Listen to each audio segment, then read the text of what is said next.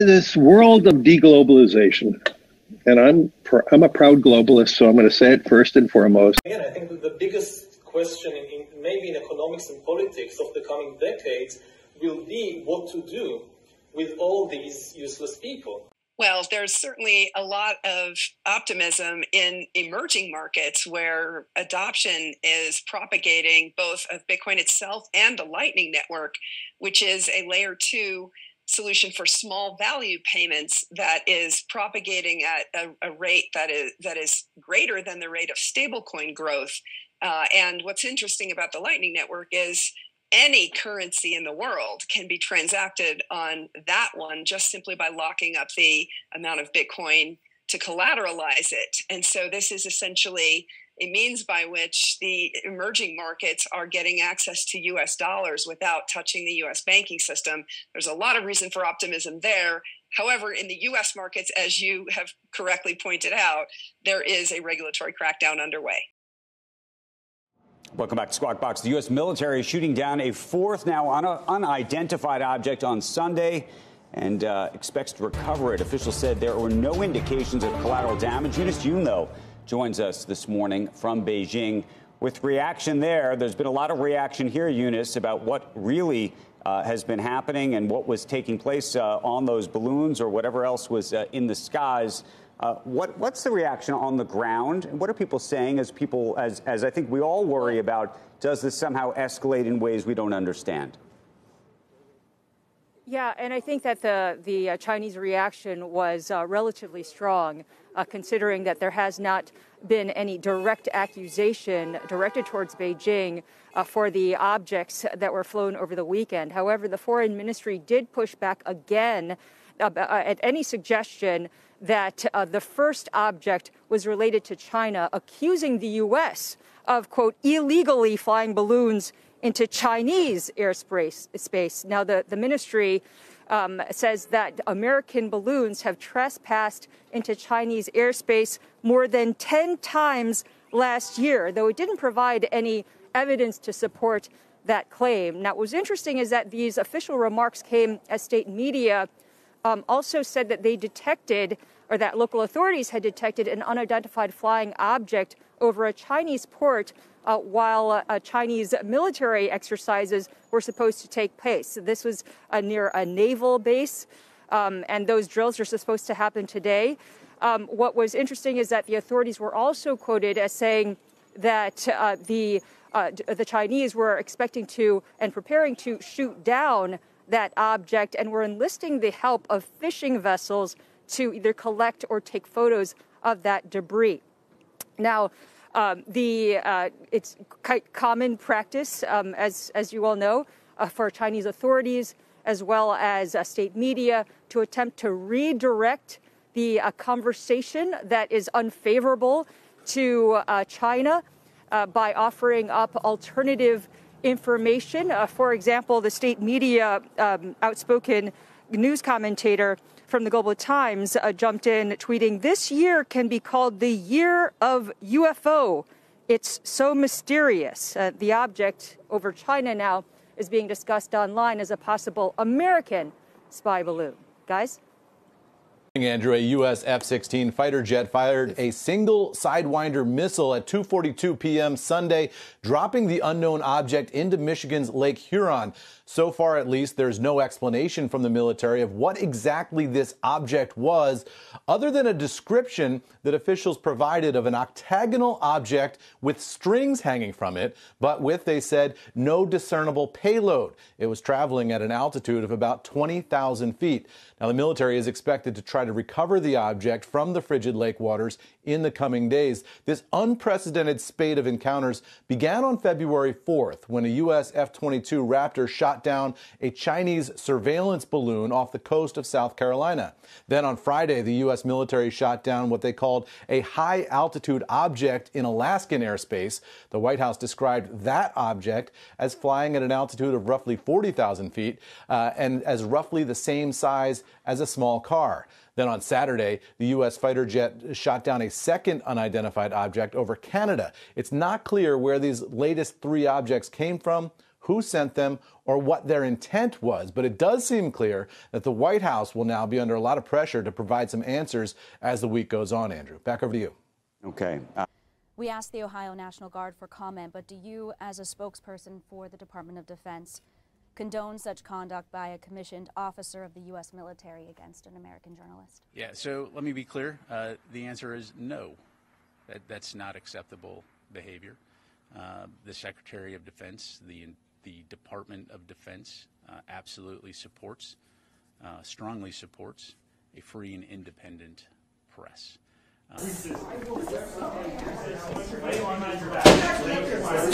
Lay flat, please. You guys, he's a national correspondent. You cannot do this. I'm a reporter with News Nation. It's all being recorded right now. No, but this is horrible. Because you can't talk to people about doing their jobs. Oh my God, I cannot believe this. What's that?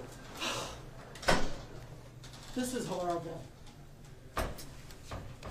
This is what it's like to be a black reporter in Evan, I'm so sorry. Welcome to the Crypto Teacher. And you know I come back with that video just to make you think. Don't forget to like and subscribe to the channel. And guys, the movie continues. More movies, more distractions. And now China says the U.S. flies balloons all the time. And we know they are correct. The United States government been working on these satellite balloons. The balloons are in the air are probably ours. We're probably shooting down our own balloons, guys. We know how this thing works. And then they just happened to be spotted February 4th. And what was going on February 4th, guys? The Ohio train derailment. And there was a deadly chemical release. And who happens to be the biggest investors? That's right, you guessed it, guys. BlackRock and Vanguard. Yes, you cannot make this stuff up. We know they own everything. And then we have the Chinese commerce app advertising during the Super Bowl. At the same time, Biden is pushing Made in America. But guys, we know there's no way you're going to be able to compete against China's commerce. And it's just like Walmart when they put all the mom and pops out of business. And we know Home Depot and Lowe's did the same thing. They have outfits online for $7. The whole outfit, $7. You're not competing against that. Remember, guys, this is all about the fourth industrial revolution. And who's leading it? That's right, China, the BRICS nations, the rise of China, the dragon, along with the digital yuan backed by that digital SDR. And when the dollar loses its world reserve currency, we know the dollar is going to be devalued. So where are the masses going to shop? They're going to shop the cheapest places. It's the same movie, guys. The masses will always be able to destroy themselves. Only thing the NWO has to do is dangle that carrot. And speaking of the NWO, they get to put their puppet in charge at the BOJ, the Bank of Japan. And we know they're going to continue this easy monetary policy until it's ready to pull the rug. Only thing you have to do is look at the Bank of Japan. China and Taiwan is going to let us know when the rug is about to be pulled. And that crisis is coming up soon. We know that the digital currencies are going to start going live 2024. And we know in the United States in 2025, our digital currency is going to be ready. Because we know the 2030 agenda has definitely been moved up. And remember, the Crypto Teacher told you because he knows. When it comes to the New World Order, it's all planned out. You have a wonderful day. Meanwhile, China was also having an impact on the big game. Presence was felt there. Temu, that is the U.S. shopping platform owned by Chinese parent Pinduoduo, advertising not once but twice during the Super Bowl. The bet seems to be paying off, shooting up on the list of the top free apps on Apple's U.S. App Store this morning. For more on China's e-commerce push in the U.S., let's bring in CNBC senior tech reporter Arjun Karpal, who joins us from London. Arjun, great to have you on the show. So Chinese companies have tried to go west, and there hasn't really been a big success aside from TikTok. But what does TikTok tell us in terms of the ability for Chinese companies to gain an audience here, but also some of the perils of that as well? Would anything be different the way that Pinduoduo is going to do it? Have they learned any lessons from TikTok? Yeah, I mean, TikTok's certainly been a success, and Dee, great to be on the show finally. Look, TikTok's been a great success so far internationally, and clearly this is a company, ByteDance, the parent company, who's very much been a company focused on the international markets. When I was in China, I spoke to a lot of execs over at ByteDance, and they were very much focused on the global push. And I think that mentality is really filtering through to a lot of the Chinese tech companies you're seeing now as well, when they have that appetite to go abroad. Now, of course, Temu, Pinduoduo, very much in the e-commerce sector here as well. And what they're looking at, I think, is a model that very much was pioneered really by Shein, the other Chinese fast fashion company that's found success in the US and elsewhere. And I think Temu's advantages are a couple things here. Firstly, the fact that Pinduoduo, the parent company in China, has a very strong supply chain. It understands e-commerce very well, and so it's able to get products onto its international platform, Temu, from China at a very low cost. And that was really what the whole Super Bowl ad was about. Shop like a billionaire. It was showing items at a cheap pricing. Look at all the stuff you can get for next to nothing. And that's one of its big advantages. I think the difficulty could be really is that brand perception and also the quality. It needs to make sure that the products it's putting on its platform are high quality so that people don't see it as some sort of cheap company that is just offering pretty bad products. And that's going to be the key there. Can they build that brand perception? Clearly, that was really what that Super Bowl ad was about there. Hey, Arjun, it's John. So the geopolitical tensions are rising pretty quickly, especially with this balloon focus now maybe a little bit more on TikTok. What's been the successful Chinese tech and e-commerce playbook to operating in the U.S. and perhaps staying above reproach? Or has there been one? Are they able to answer the kinds of questions that need to be answered when it comes to data sovereignty and surveillance that politicians here are certainly going to want to hear answered?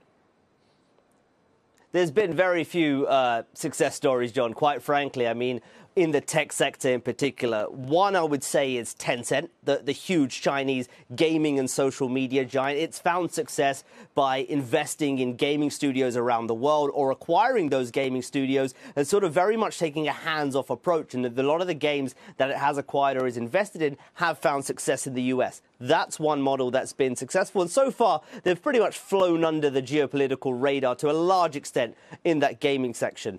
TikTok, the other big player here, really, that's come in and owned by Chinese parent ByteDance, has managed to find success. But we are now seeing, of course, here this caught up in the geopolitical tensions between the US and China. And there are a number of tech companies out of China that are very much caught in the crossfires here. Huawei, of course, number one on that list. A number of chip companies out of China, drone companies out of China. So I think it's very hard for pure play tech companies to find success here, John. And I think the model here is e-commerce. Feels very unpolitical, very safe. And that's perhaps why a lot of these companies are aiming for that e-commerce route. Doing for the last couple of months for Governor Kuroda. But let's talk about who he is, first of all. He is Kazuo Ueda. He was a policy board member back 1998 to 2005. Now, in those days, he helped introduced quantitative easing, the bond purchase program for the first time. He also helped vote in negative rates, and these are things that carried over into Abenomics and Kurodanomics. Asked just in the last couple of days when this news was breaking that he is probably the nominee now from Prime Minister Fumio Kishida, he said current policy is appropriate, monetary easing needs to be continued at this point, and a policy review should be at some point done at some point in the future. I think it's important to realize that we don't know if he's a hawk or a dove. We do know he'll be the first academic to head up the BOJ. Usually they go back and forth between Bank of Japan, someone who's there, or someone from the Ministry of Finance. Now, we also know that markets expect YCC to be scrapped sooner or later. Yield curve control has to go out the window. It's not working. That's the view of many investors. The LDP chief, just in the last 24 hours, Koichi Hagyuda, said that the LDP key. The government supports monetary easing right now, so that's a signal that the government's probably still leading in that direction. And one big reason for this is that Japan has a very large government debt. They are also introducing defense spending. That's going to cost a lot of money. If you have a big deficit that's getting bigger, do you want your interest rates, the financing costs, to go up just as you're trying to do that? That is a big consideration hanging over. Going to a different economy, and we're going to be learning more about that as we go. But clearly, we're learning that things can be done from remote locations. We're learning that technology can replace people even more than we thought. We're not going back to the same economy. We're recovering, but to a different economy, and it'll be one that is more leveraged to technology. And I worry that that is going to make it even more difficult than it was for many workers. In Silicon Valley, and my friends who work in technology know that what we did to the manufacturing workers, we are now going to do to the retail workers, the call center workers, the fast food workers, the truck drivers, and then even bookkeepers, accountants, insurance agents, lawyers, and on through the economy. So what happened to the manufacturing workers is a very clear sign. And so we'll import Chinese-based CBDC technology. So it's going to be CBDC in a box provided to you by the People's Bank of China. It's Cryptoteacher and the New World Order book, plus the 3 kids books. It's time to re-educate. Also, new to cryptos, Coinbase, Bitrue, Binance. Do not forget book links and crypto links are in the description. The stock channel, guys. Don't forget to go like, subscribe, spread everywhere. You have your Kobo, your chip stocks, your banking, your gaming. While everybody's sitting at home, get home stocks, the Seaver, the biotech stocks. And while everybody's at home wishing they were still getting that free money, what are they doing? Drinking and smoking weed. Don't forget about those stocks, and you have a wonderful day. The most powerful person in the world is the storyteller. The storyteller sets the vision, values, and agenda of an entire generation to come. Steve Jobs. And guys, you know I truly believe in this. When you look at the New World Order, they're the storytellers. And that's the reason why I wrote my New World Order book. But guys, now it's time to change the current generation. And I wrote 3 kids books. You know I love the Trinity because I understand the power that's in it. So I have 3 books. We have an opportunity to change the generation, to educate, not just me, but I want to show you that I take action on a daily basis. And I want you to take action on a daily basis.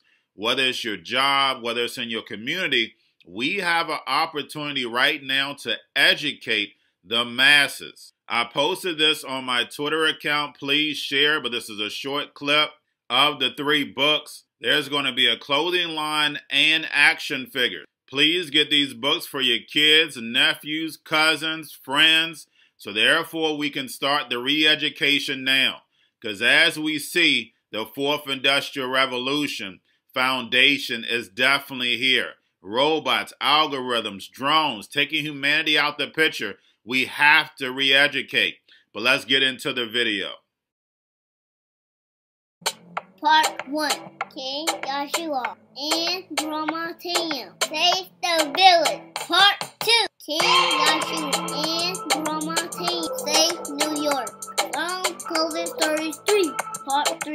King Joshua and Grandma Tam goes to China. It's mandatory to get part 1, part 2, and part 3 of this series. It's time to re-educate Generation Z.